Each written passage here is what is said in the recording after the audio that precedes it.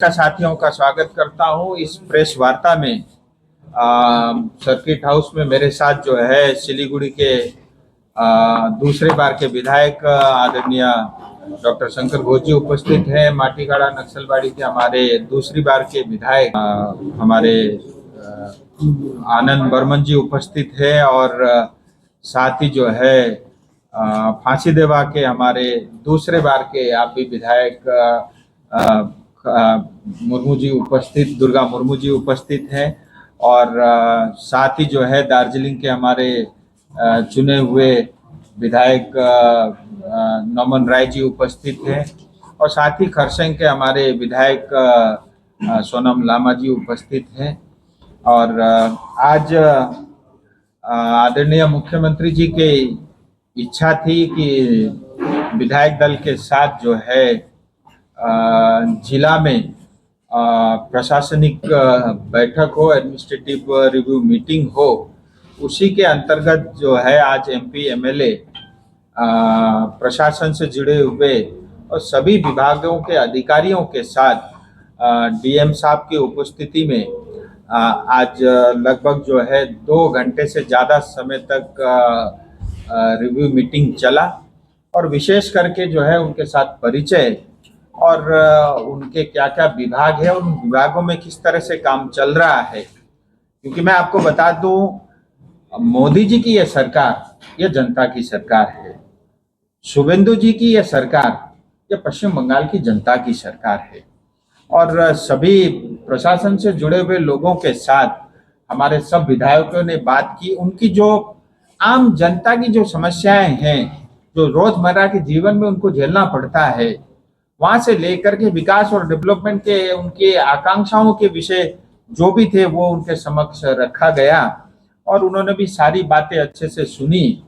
और बाकी नई सरकार है, सरकार की दिशा और सरकार की सोच के बारे में हम सब ने अधिकारियों को कोई भी विषय रखा और मुझे प्रसन्नता है कि सब ने बात अच्छे से सुनी। और क्योंकि अधिकारी सरकार जैसा सोचती है, जैसा काम करवाती है, अधिकारी वैसा ही करता है। और अगर सरकार की सोच ठीक है, सरकार का जो है इच्छा शक्ति ठीक है, तो अधिकारी भी उस हिसाब से परफॉर्म करता है। और सारे अधिकारी अच्छे हैं, लेकिन कहीं ना कहीं आज तक वो जो है सोच और जो इच्छा शक्ति का अभाव रहता था वो हमने स्पष्ट कर दिया है। हमने कहा है जनता को सरकार से कुछ नहीं चाहिए, जनता को सरकार से अच्छी सड़क चाहिए, पीने के लिए शुद्ध पानी चाहिए। और अगर कोई जनता परिवार में कोई अपने फैमिली मेंबर बीमार हो जाए तो उसको अस्पताल चाहिए और सरकारी अस्पताल हो जहां कम खर्चे में उसका इलाज हो सके, उसको दवाई चाहिए। और साथ ही जो है चाहे वो कॉरपोरेशन एरिया हो, म्युनिसिपैलिटी एरिया हो, जीटीए का इलाका हो, उसको वहां साफ सफाई चाहिए। और साथ ही जो है हमारे पढ़ने वाले बच्चों के लिए अच्छी शिक्षा वाला स्कूल चाहिए, जिस स्कूल में शिक्षार्थी भी हो, जिस स्कूल में जो है शिक्षक भी हो। और पब्लिक को चाहिए कि सिलीगुड़ी में, दार्जिलिंग में रोजमर्रा के ट्रैफिक के कारण उनको समस्या नहीं हो और जनता को कानून का राज चाहिए, जहां कानून अपना काम करे। और भी जो है स्पष्ट रूप से दे दी गई है और स्कूल के अंदर में बच्चों के लिए अच्छी शिक्षा की व्यवस्था हो। और हमारे दुर्गा मुर्मुदा ने अच्छा विषय रखा, आईसीडीएस जो स्कीम है बच्चों को स्कूल के अंदर में और बच्चों के लिए जो भी सरकारी सुविधाएं आती है उसका जो है ठीक से उपयोग हो। और हमारे डॉक्टर शंकर घोष जी ने तमाम विषय रखा। उनका मन था कि रेवेन्यू जो है कलेक्शन ठीक होना चाहिए। यहाँ पे बहुत सारे दलालों के कारण, सुपारी के कारण, कोयले के कारण, शुगर के व्यापार के कारण, सिगरेट गुटखा से लेकर के तमाम चीजों के कारण जो है 20 से 22 हजार करोड़ रुपए केंद्र सरकार, राज्य सरकार को सालाना जो है चुना लगता है, ये सब यहाँ से बंद हो और पूरी तरह बिचौलिया, मिडलमैन, दलाल, ये सब यहाँ से खत्म हो। और हमने ये भी कहा है कि जनता के लिए अभी डिजास्टर पिछले साल हमने देखा, अभी बारिश का समय है तो डिजास्टर को लेकर के भी बात हुआ, उसकी तैयारी की बात हुई। एसएमपी में साफ सफाई हो, एसएमपी सुचारू रूप से जो है काम करे, म्यूनिसिपैलिटी में सुचारू रूप से काम हो और डीआई फंड को लेकर के भी बात हुई। तो डीआई फंड की आवश्यकता के बारे में भी चर्चा हुई। और इतना ही नहीं, दूधिया में जो ब्रिज बन रहा है वो ब्रिज जल्द से जल्द बंद हो, पुल बाजार का ब्रिज जल्द से जल्द बंद हो। और रंगा पानी का उद्घाटन मैं और हमारे दुर्गादास स्वयं करके आए, लेकिन अभी तक एनओसी नहीं दिया है। तो शायद 24 घंटे में वो एनओसी दुर्गादास को मिल जाएगा और रंगा पानी का आरोपी भी काम शुरू हो जाएगा। डीएम साहब से भी कुछ आग्रह किया है। दिशा कमेटी नहीं होने के कारण कोई अकाउंटेबिलिटी है ही नहीं, तो दिशा कमेटी जल्द से जल्द फॉर्मेशन होगी और तमाम जन कल्याण की जो भारत सरकार की और पश्चिम बंगाल सरकार की योजनाएं हैं वो रिव्यू होगा। और डिजास्टर मैनेजमेंट के बारे में, उसकी तैयारी के बारे में भी बात हुई। सरकारी स्कीम जनता तक पहुंच जाए। एसआईआर में जो जेन्युइन लोगों के नाम छूटे हैं उसकी प्रक्रिया तेज करके उसको इंक्लूड करने की बात हुई। पंचायत का फंड और जो डेवलपमेंट का फंड आता है उसकी अभी तक की उपयोगिता कैसी रही है। और इसमें आज जीटीए के भी प्रशासन के अधिकारी लोग थे। टोटल जीटीए के अंदर, एसएमपी के अंदर, कॉर्पोरेशन के अंदर, म्यूनिसिपैलिटी एरिया के अंदर में पिछले 5 साल में जो भी विकास के काम हुए हैं उनका स्टेटस क्या है, उसकी क्वालिटी क्या है, उसकी मॉनिटरिंग और मैकेनिज्म क्या है, और अगर उसके अंदर में कमी है उसका कारण क्या है, ये सारा रिपोर्ट तैयार करने के लिए सभी डिपार्टमेंट के अधिकारियों को बता दिया गया है। और इसके बाद जो है रिव्यू मीटिंग जो है विधायक अपने अपने क्षेत्र में अपने ढंग से भी लेंगे। तो पंचायत फंड, जीटीए का फंड, कॉर्पोरेशन का, म्यूनिसिपैलिटी का फंड का यूटिलाइजेशन इसको अच्छे से हम देखेंगे। और साथ ही जो है एमपी लेड और एमएलए लेड, किसी भी विधायक, किसी भी पार्टी का विधायक क्यों ना हो, सांसद क्यों ना हो, लेकिन उसके जो स्कीम के अंदर में देरी होती है उसके बारे में भी चर्चा हुई है। फॉरेस्ट डिपार्टमेंट को ये सख्ती से कहा गया है कि हाथियों की जो समस्या है इसका अंत हो और इस तरह का रिव्यू मीटिंग लगातार कार्यकाल में होता रहे। और जैसा मैंने पहले भी कहा, ये सरकार जो है जनता की सरकार है, जनता के लिए है, जनता के हित के लिए है। और हम सब जनप्रतिनिधि भी हम जनता के लिए समर्पित है। ये सरकार जनता की है और जनता के हित के लिए काम करेगी। यही वो जो करना है करे, ठीक है जी। चाहे गौतम दा हो, चाहे जीटीए चीफ हो और कोई म्युनिसिपैलिटी हो, मदद करना है आप करो, बीजेपी को मत करो, जनता को करो। हमें आपकी आवश्यकता नहीं है। आज आपको क्यों मदद करनी पड़ रही है? आज तक जो है कभी किसी प्रशासनिक मीटिंग में किसी भी हमारे विधायक सांसद को कभी बुलाया गौतम दा ने? आज तक जीटीए सभा जब जब बैठी किसी विधायक सांसद को कभी बुलाया अनिल थापा ने? आज जब आपकी सरकार नहीं है, जब आपकी सत्ता आपके हाथ से चली गई है, जब जनता आपके पास नहीं है, आप ये सब भाषा अपनी बदल रहे हो। और मैं तो एक बात कहना चाहता हूं, मॉरली आपके पास ये राइट नहीं है। चाहे सिलीगुड़ी कॉर्पोरेशन है, चाहे जीटीए है, चाहे दार्जिलिंग म्यूनिसिपैलिटी, मोलर लाइट आप खो चुके हो, आप हार चुके हो, ये हार स्वीकार कर लो। चीजें है जो आप करते हो। मैं आपके माध्यम से जनता से आग्रह करता हूं, समय पे सोना, समय पे उठना, 4 से 5 लीटर पानी पीना, भूख से कम खाना, रेगुलर एक्सरसाइज करना, तेल तली हुई चीजों से बचना, कच्चा खाना, सलाद खाना और बार बार खाने से बचना, और रात को सोने से पहले एक गुड़ खाना। इतना काम करोगे और सवेरे उठ के योगा प्राणायाम करना, कभी बीमारी नहीं पड़ोगे। और आप बात कर रहे हो गौतम देव जी की, मैं उस पर नहीं जाना चाहता। देखिए, हमारा ये जिम्मेदारी बनती है कि जनता को वो सुख सुविधा मौजूद हो जो सरकार देना चाहती है। अस्पताल ठीक होंगे, डॉक्टर ठीक से काम करेंगे, नर्स ठीक से काम करेंगे, पर्याप्त मात्रा में डॉक्टर और नर्सों की भर्ती होगी, वहाँ की क्वालिटी इंप्रूव होगी, वहाँ साफ सफाई होगा, वहाँ प्रॉपर बेड मिलेंगे। अगर सरकार की तरफ से 100 बेड के लिए पैसा नहीं मिलता तो हम और विधायक दे देंगे 100 बेड खरीद करके। तो हम जनता के लिए काम करेंगे। ये सब डायरेक्शन आज दिया है। अभी तो शपथ हुआ, आप आगे आगे देखते जाइए ना, अभी तो ये ट्रेलर शुरू हुआ है, असली पिक्चर होना है।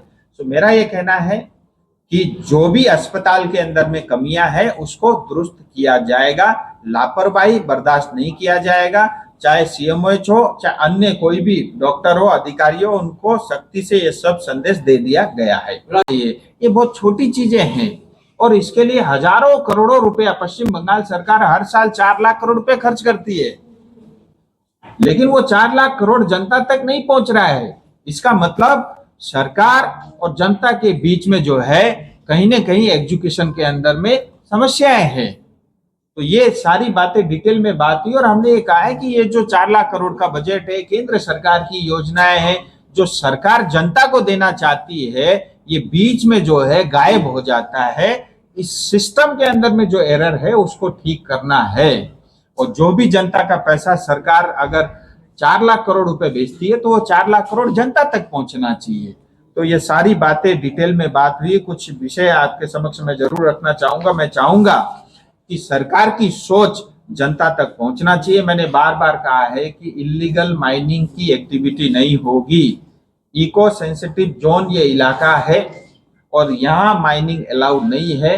और अभी तक लगातार यहाँ पे इलीगल माइनिंग की एक्टिविटी के कारण हमारे कई बच्चे मरे हैं। नदी अपना दिशा बदल रही है और जो है इसके कारण आए दिन बाढ़ के कारण आम जनता का घर डूब जाता है।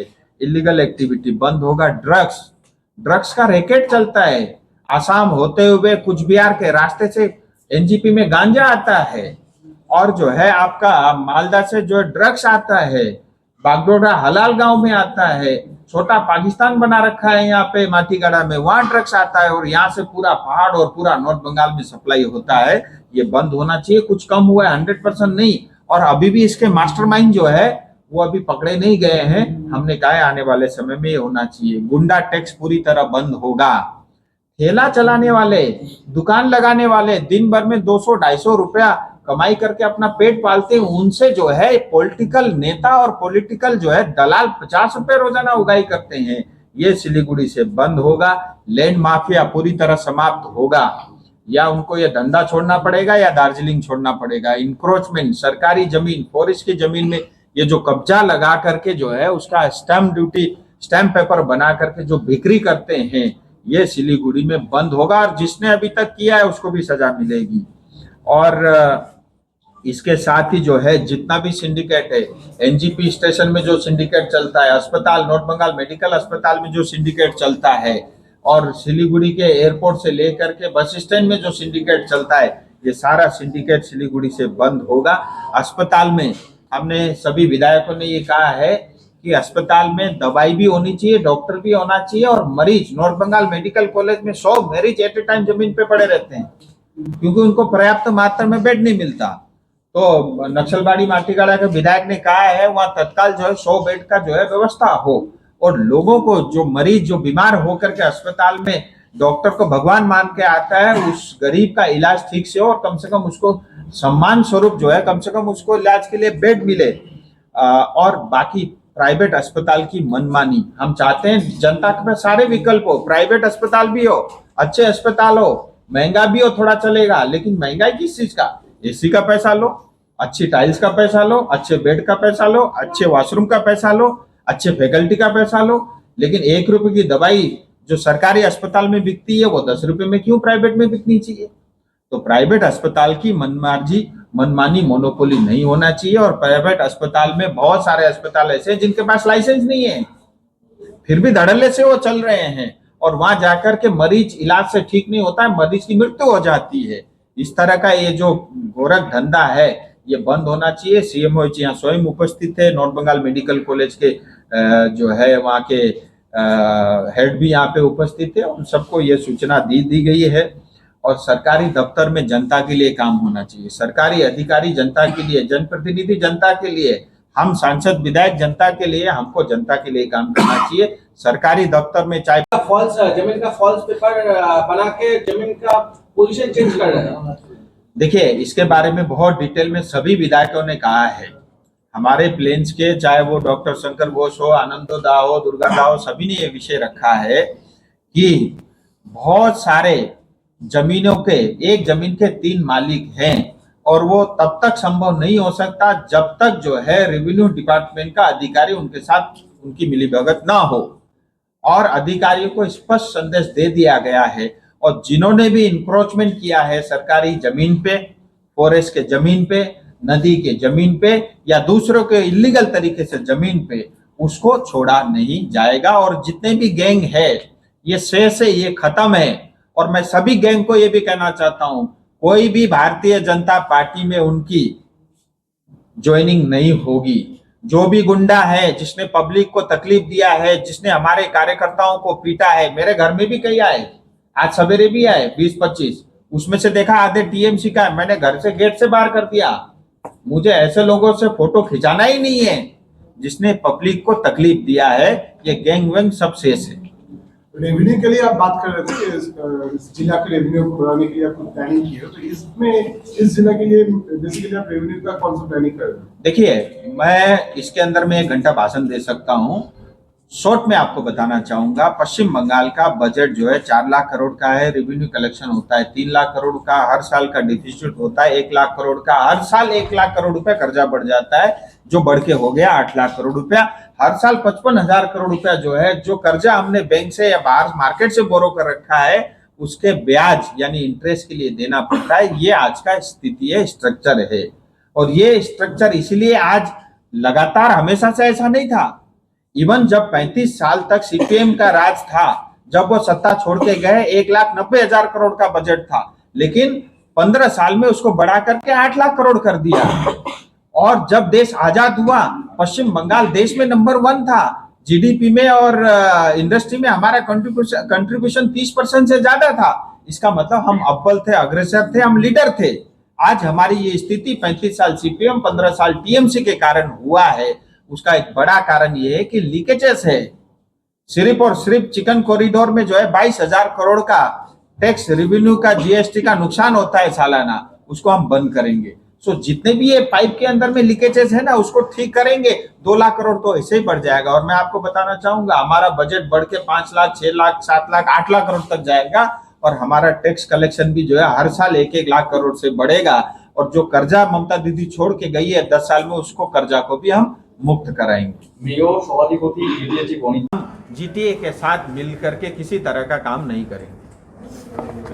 আমি দুটো কথা বলি, যে দুটো বিষয় নিয়ে আমি এখানটায় প্রস্তাব দিয়েছি। এক তো হচ্ছে যে শিলিগুড়ি পুলিশ কমিশনার, সেই শিলিগুড়ি পুলিশ কমিশনারের আন্ডারে আমাদের নকশালবাড়ি থানা, খড়িবাড়ি থানা এবং ফাঁসিদেওয়া থানা, এই 3টি থানাকে এর আগের সরকারও তারা কিন্তু এই বিষয়টা ভাবনা চিন্তা করেছিল, কিন্তু এখনো পর্যন্ত হয়নি। এই 3টি থানা দার্জিলিং এসপির আন্ডার থেকে শিলিগুড়ি পুলিশ কমিশনে চলে আসে। সেই বিষয়টা নিয়ে আমি ডিএম সাহেবকে বলেছি, ওনারাও বিষয়টা দেখবেন বলে বলেছেন।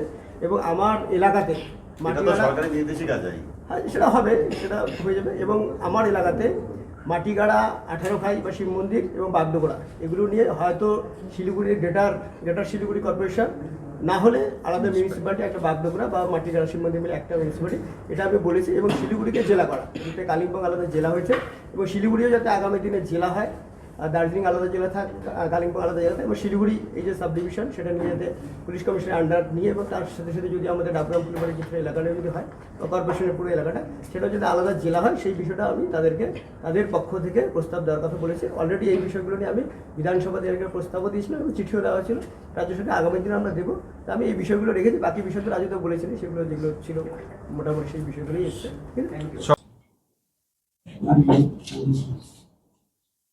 Thank you. चलो वो कार्यक्रम होगा ना, मुर्मू जी उपस्थित मिले। लेकिन लास्ट 3-4 दिनों में देखा जा रहा था, जो लोग लीडर है, जो लोग देश चलाते हैं, स्टेट चलाते हैं, वो लोग खुद बीमार होके हॉस्पिटल में नहीं जाते थे। तो क्या आप लोग एक तरफ है ये सरकार की तरफ से इसको ठीक से चलाना, देखिए, दूसरी चीजें है जब आप लोग खुद बीमार होंगे, क्या आप लोग जाएंगे, इसमें अकाउंटेबिलिटी बढ़ेगा। हमें क्यों बीमार करते हो? नहीं, पूछ रहा मैं आपके माध्यम से जनता से आग्रह करता हूँ, समय पे सोना, समय पे उठना, 4 से 5 लीटर पानी पीना, भूख से कम खाना, रेगुलर एक्सरसाइज करना, तेल तली हुई चीज़ों से बचना, कच्चा खाना, सलाद खाना और बार बार खाने से बचना, और रात को सोने से पहले 1 गुड़ खाना। इतना काम करोगे और सवेरे उठ के योगा प्राणायाम करना, कभी बीमारी नहीं पड़ोगे। और आप बात कर रहे हो गौतम देव जी की, मैं उस पर नहीं जाना चाहता।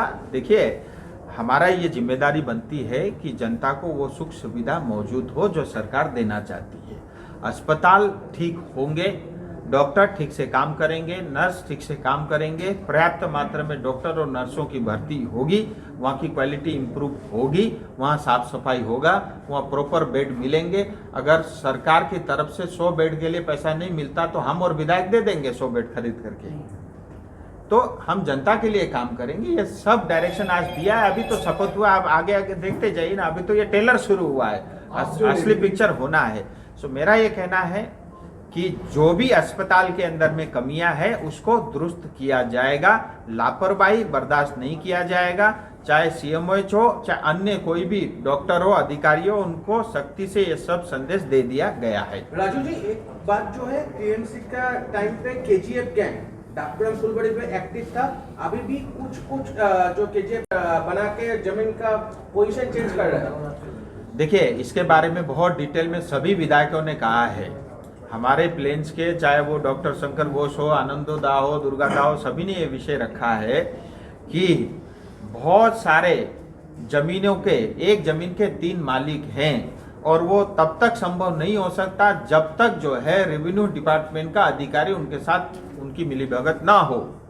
और अधिकारियों को स्पष्ट संदेश दे दिया गया है, और जिन्होंने भी इंक्रोचमेंट किया है सरकारी जमीन पे, फॉरेस्ट के जमीन पे, नदी के जमीन पे या दूसरों के इलीगल तरीके से जमीन पे, उसको छोड़ा नहीं जाएगा। और जितने भी गैंग है ये से ये खत्म है। और मैं सभी गैंग को ये भी कहना चाहता हूं, कोई भी भारतीय जनता पार्टी में उनकी ज्वाइनिंग नहीं होगी।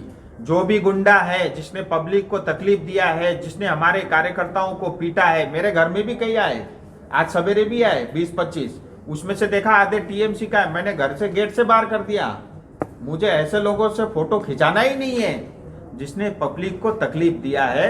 ये गैंग वैंग सब शेष है। रेवेन्यू के लिए आप बात कर रहे थे फॉल्स जमीन का फॉल्स पेपर बना के जमीन का पोजीशन चेंज कर रहे हैं। देखिए, इसके बारे में बहुत डिटेल में सभी विधायकों ने कहा है।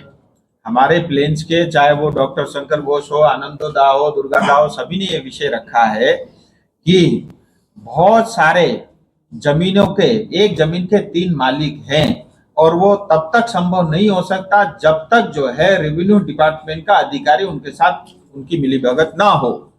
और अधिकारियों को स्पष्ट संदेश दे दिया गया है, और जिन्होंने भी इंक्रोचमेंट किया है सरकारी जमीन पे, फॉरेस्ट के जमीन पे, नदी के जमीन पे या दूसरों के इलीगल तरीके से जमीन पे, उसको छोड़ा नहीं जाएगा। और जितने भी गैंग है ये से ये खत्म है। और मैं सभी गैंग को ये भी कहना चाहता हूं, कोई भी भारतीय जनता पार्टी में उनकी ज्वाइनिंग नहीं होगी।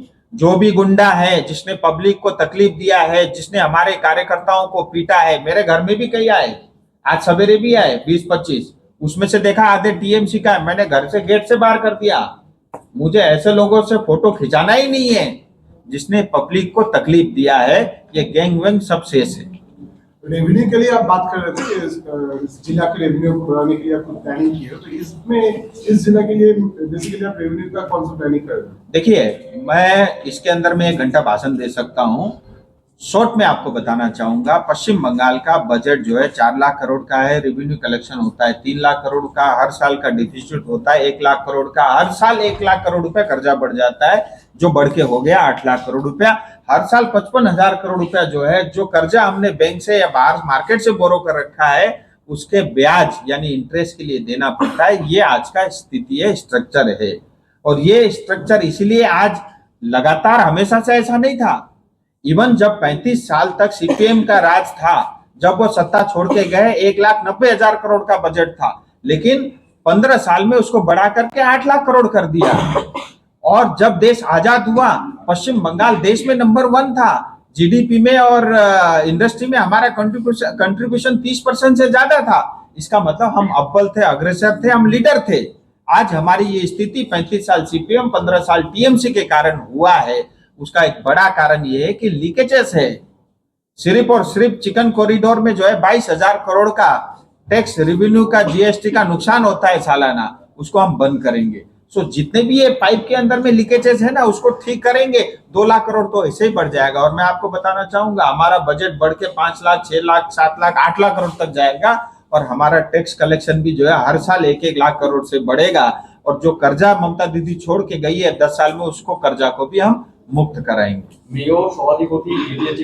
देखिए, स्कूल शिक्षा को लेकर के भी बहुत विस्तार में बात हुआ। बहुत सारे स्कूल ऐसे हैं जहाँ पे विद्यार्थी यानी स्टूडेंट नहीं है। बहुत सारे स्कूल ऐसे हैं जहाँ स्टूडेंट तो है लेकिन टीचर नहीं है। ये सब चीजें भी आज विस्तार रूप से चर्चा हुई है। हमने कहा है कि प्राइवेट स्कूल हो, महंगी भी चीजें हो, वो सुविधा हो, उसमें कोई आपत्ति नहीं है, लेकिन सरकारी स्कूल ठीक से चलेंगे और वहां पे अपने टीचर जो है, किसी भी बीजेपी की सरकार में किसी भी टीचर को पॉलिटिकल पार्टी का झंडा लेके घूमने की आवश्यकता नहीं है।